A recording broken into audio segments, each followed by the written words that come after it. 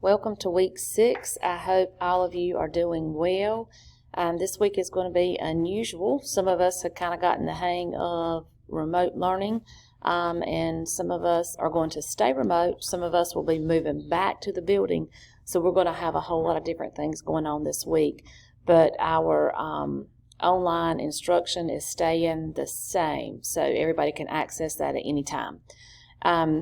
Last week we worked on similar figures with ratios and proportions. This week we're staying with ratios and proportions. We'll be with ratios and proportions for a long time, but we are leaving the geometry part, the similar figures part, and moving into tables.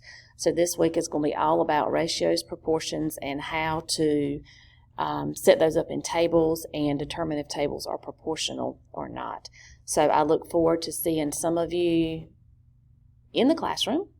And those of you that are still doing remote, remember to reach out to me if you have any questions anytime. I hope y'all have a great week.